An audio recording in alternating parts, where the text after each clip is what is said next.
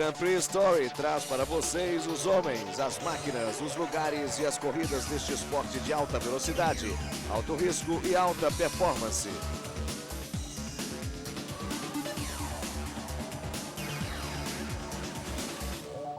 Neste episódio, uma pista famosa que foi radicalmente renovada para a era moderna. A evolução de uma equipe rumo ao título mundial.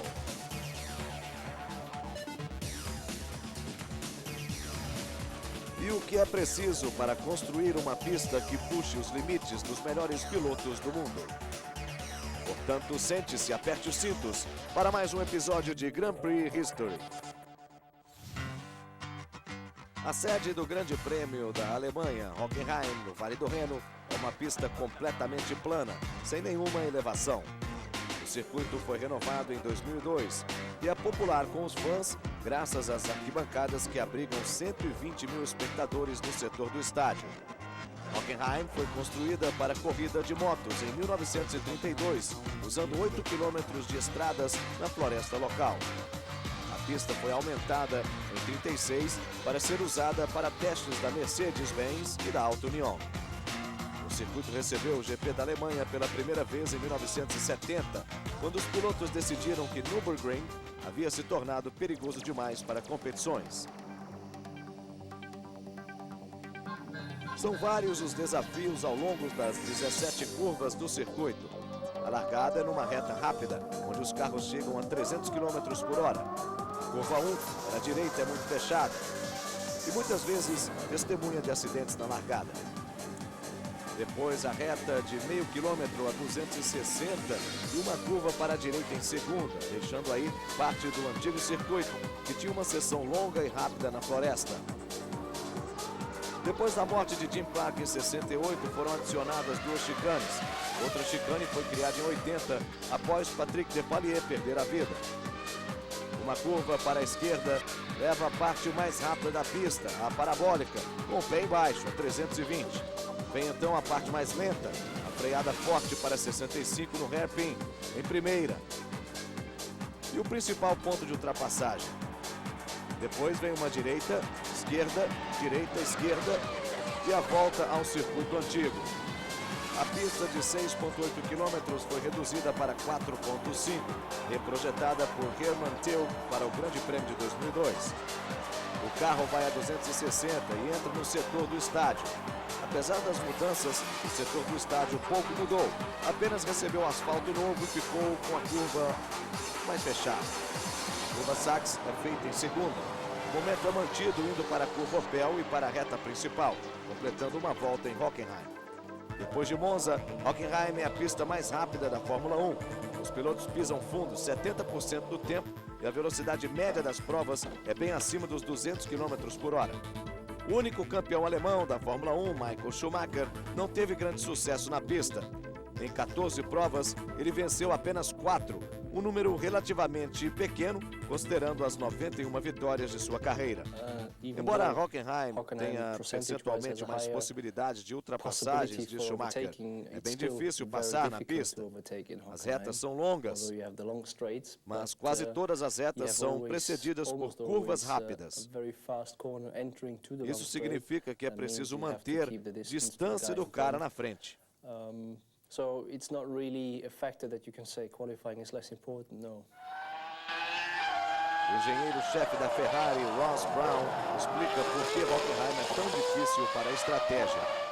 Você tem um setor do estádio em Hockenheim, que é muito importante para uma volta rápida, mas não tão importante para a corrida, porque os pilotos não podem ultrapassar. Então você tem que encontrar um equilíbrio na qualificação, onde é preciso ser bom no estádio ou se perde muito tempo. Mas você tem a tirar um pouco da asa para a corrida, ou para poder ultrapassar, ou para não ser ultrapassado. Tem que mexer na asa. Hockenheim é usada para todos os tipos de corrida. Aqui, de volta ao uso original para motos. O neozelandês Aaron Slide ganhou a etapa alemã da World Superbike, embora Carl Fogarty tenha se sagrado campeão.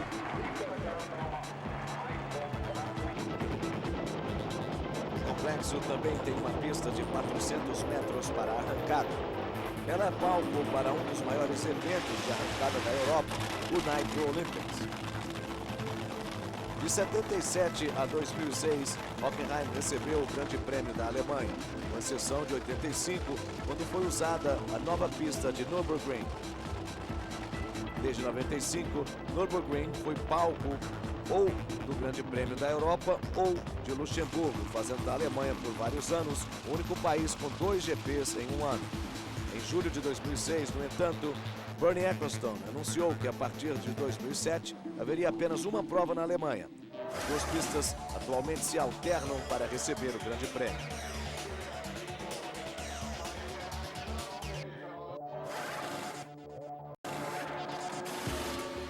A empresa de moda Benetton entrou na Fórmula 1 como patrocinadora da Tyrrell em 83. E a Benetton Fórmula Limitada foi criada em 85, quando a Toleman e a Spirit foram vendidas para a família Benetton. A equipe foi comandada por Flávio Briatore, de 1990 a 97. Rocco Benetton, o filho mais novo de Luciano Benetton, se juntou à equipe como engenheiro aerodinâmico em 98 e imediatamente despediu Briatore. Rocco comandou a equipe por 3 anos, até a venda para a Renault pela então soma recorde de 120 milhões de dólares. A Renault tem participado na Fórmula 1 como fornecedora de motores e como construtora desde o final dos anos 70, embora com algumas interrupções. O fabricante introduziu os primeiros motores turbo de 1,5 litros em Silverstone em 77. Inicialmente, os motores não se mostraram confiáveis, com reações tardias no turbo, o que prejudicava os pilotos, especialmente em circuitos com muitas curvas. Eventualmente, os pilotos franceses René Arnoux e Jean-Pierre Jabouille conseguiram algumas vitórias, a primeira delas no Grande Prêmio da França em 79. A Benetton é provavelmente mais lembrada pelo sucesso com Michael Schumacher, que conquistou 19 das 27 vitórias da equipe e ambos os campeonatos de 94 e 95, usando um Ford V8 e um Renault V10, respectivamente. Michael foi para a equipe no meio de 91, tendo feito apenas uma prova pela Jordan como substituto de Bertrand Gachot, que estava na cadeia. Mas ele foi logo atraído para Benetton, onde ele não só se tornaria o primeiro alemão campeão do mundo, mas também começaria uma carreira em que quebraria todos os recordes da categoria. Mais títulos, vitórias, pontos, pódios e pole positions que qualquer outro piloto.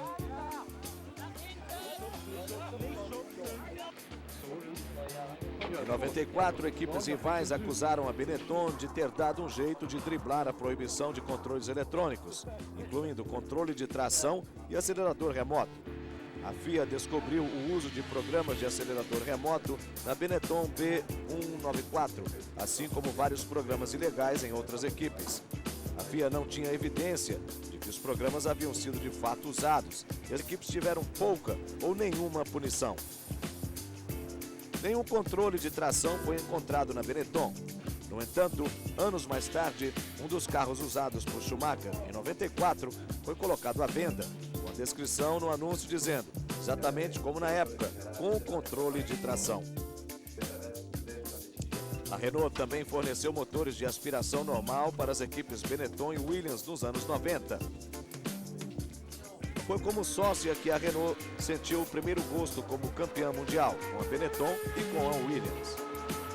Além de Schumacher em 95, os campeões mundiais em 92, Nigel Mansell, e 93, Alain Prost, 96, Damon Hill e em 97, Jacques Villeneuve, ganharam com Williams Renault.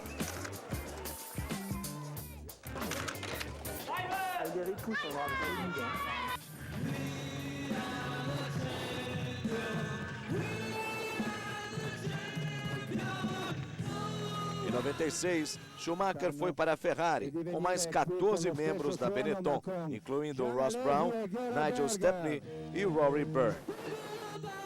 Na falta do seu time principal, Schumacher e os engenheiros e projetistas amigos dele, Briatore lançou um novo carro e os pilotos Jean Alesi e Gerhard Berger, companheiros na Ferrari, foram para a United Colors of Benetton, onde ficaram juntos por mais 2 anos.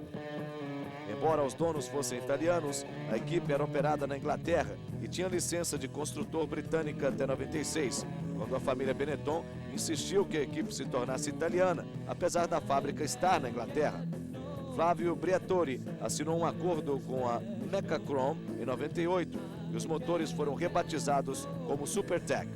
Supertechs foram usados na Williams em 99, BAR em 99 e Arrows em 2000.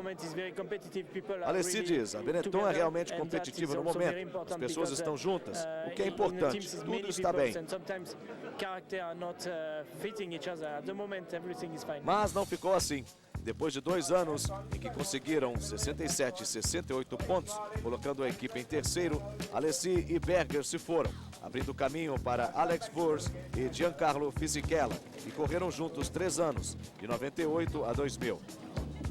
No início de 2000 foi anunciada a venda da equipe. O patriarca Luciano Benetton e o filho dele, Rocco, que comandava a equipe e fez o acordo de venda para a Renault, deram a notícia. É claro que neste momento a Fórmula 1 exige competidores fortes, determinados e agressivos. Agressivo significa ter orçamento suficiente para o que é preciso. Como não somos parte da indústria automobilística, nosso interesse na Fórmula 1 é romântico.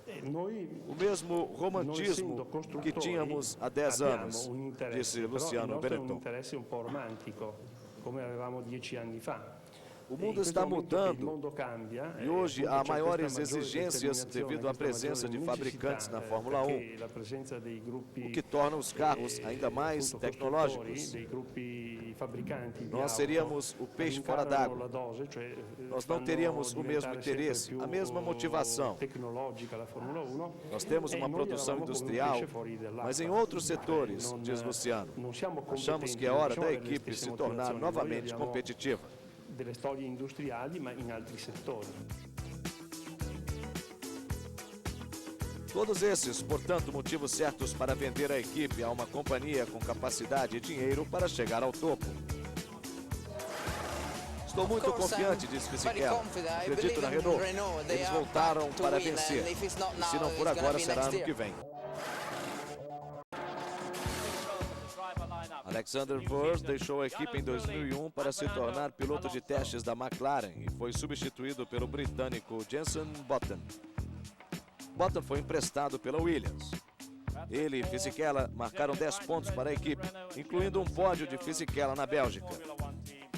Em 2002, a Benetton virou Renault Fórmula 1. Fisichella foi para a Jordan, sendo substituído por outro italiano, Jarno Trulli. Button e Trulli conseguiram 23 pontos na temporada, garantindo o 4º lugar no campeonato de construtores.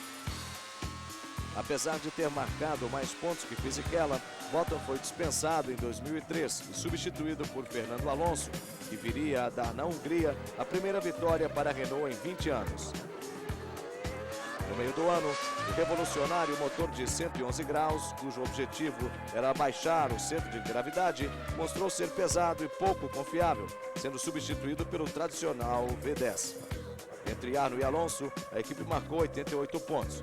Mesmo assim, a Renault repetiu o 4º lugar entre os fabricantes. Estamos bastante confiantes. A equipe está indo bem, diz Alonso. Fizemos bons testes no inverno e veremos na Austrália como vai ser. Espero marcar os primeiros pontos da minha carreira este ano e trabalhar duro para ter bons resultados. Ele fez mais do que isso, marcando seus primeiros pontos na primeira prova pela Renault. Ele conseguiu o pódio na segunda, outro na terceira e venceu na Hungria, se tornando o piloto mais jovem, com 22 anos, a ganhar um grande prêmio. Em 2004, a Renault queria o 2º lugar no título dos construtores. Trulli conseguiu a única vitória da equipe em Mônaco. Mas a relação com o chefe da equipe, Flavio Briatore, se deteriorou. Na França, ele foi ultrapassado na última volta, custando a Renault o pódio duplo em casa. Com o resultado, ele foi dispensado. A Renault chamou o campeão de 97, Jacques Villeneuve, que estava fora da Fórmula 1 há um ano. Ele não impressionou e a equipe ficou em terceiro atrás da Ferrari e da BAR. Veterano de 4 anos na Benetton, Fisichella substituiu Trulli em 2005, depois de 2 anos na Jordan e na Sauber. Foi como uma volta do filho pródigo para o italiano. Fisichella era um bom piloto que nunca havia tido um carro competitivo. Finalmente, teve um. E como resultado ganhou a primeira prova da temporada na Austrália. Alonso roubou então as atenções, vencendo as 3 provas seguintes.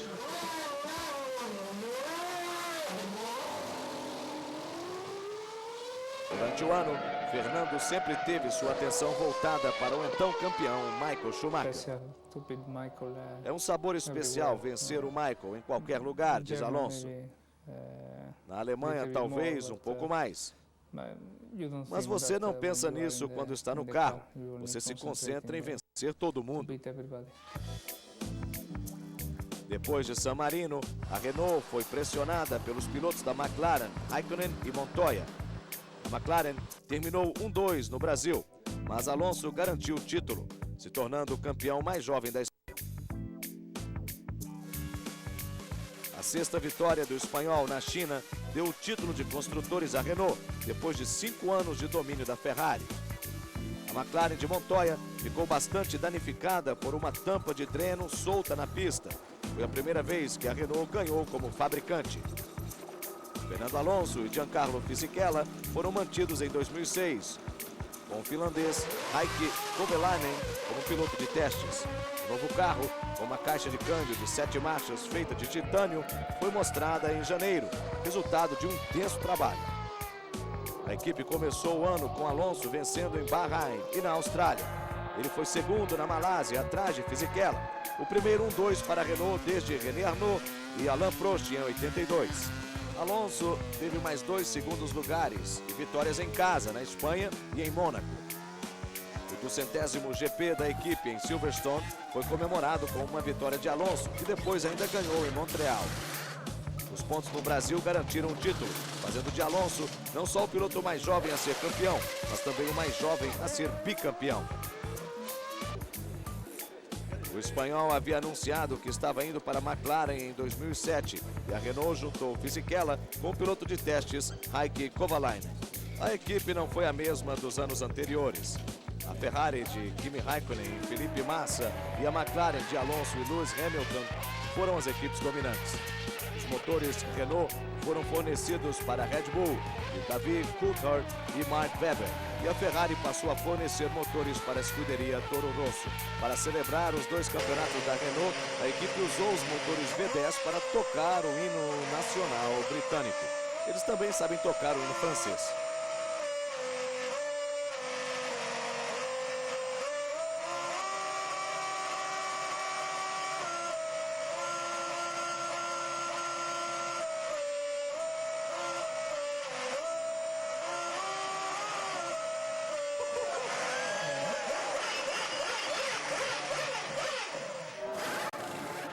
Todo jovem fã do automobilismo sonha em pilotar um Fórmula 1. E para os pilotos da McLaren em 2007, Fernando Alonso e Lewis Hamilton, este sonho se tornou realidade. Mas poucos têm talento para chegar lá.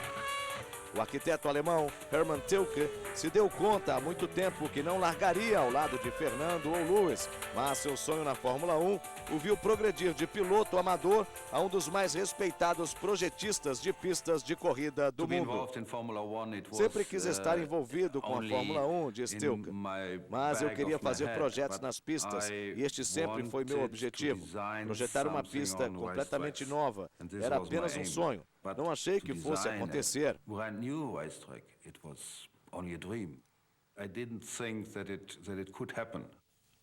A Tilke Engineering foi criada em 84 para capitalizar as qualificações dele como arquiteto e engenheiro civil e eletrônico. A combinação desta formação, mais o conhecimento como piloto, resultaram no projeto dos últimos circuitos especificamente feitos para a Fórmula 1. Quando projetamos um circuito novo, diz Tilke, usamos uma folha de papel em branco, onde colocamos ideias novas. Tiramos lições de cada circuito e progredimos passo a passo. Não é fácil de se conseguir o equilíbrio entre o piloto, a segurança e o espectador. O piloto normalmente quer curvas muito rápidas, então temos que criar aspectos do projeto para esta ação. Não é fácil juntar tudo isso. Dá muito trabalho. Estão surgindo pistas novas a cada temporada, diz Fernando Alonso. Acho que há um novo jeito de projetá-las, com áreas de escape maiores e mais largas do que estamos acostumados, principalmente na Europa. Os projetos de Hermann Tilke são de certa maneira similares, com longas retas e curvas fechadas depois dessas retas, que nos dão a oportunidade de ultrapassar. Isso faz com que as corridas sejam incríveis. E acho que ele é alguém que pensa no público quando projeta os circuitos. Quando projetamos Bahrein, olhamos o ambiente e tentamos mostrar onde a pista fica, que é no deserto. Nós tínhamos uma elevação e usamos esta elevação para que a pista tivesse várias subidas e descidas. A pista não é o único centro das atenções. Também são importantes as estruturas que abrigam os fãs, as equipes e a imprensa. Em relação à arquitetura, diz Tilke, nós usamos elementos arquitetônicos locais para mostrar que estamos em Bahrein, na China ou na Turquia. O talento que Tilke tem de incorporar elementos locais nos seus projetos é que o mantém à frente de seus contemporâneos. Um exemplo é a área do paddock no circuito de Xangai, inspirada pelo tradicional Jardim Yu, que existe há 400 anos. Durante os projetos, conversamos com os pilotos, diz Tilke, não só os atuais, mas também ex-pilotos, e eles têm influência no projeto. Nós temos a Associação dos Pilotos para melhorar a segurança. E se vemos algo no circuito que parece perigoso, reportamos à FIA, diz Alonso. As novas pistas são mais seguras, mas acho que as antigas são um pouco mais divertidas de pilotar, com um pouco mais de perigo. A combinação de pistas antigas e pistas novas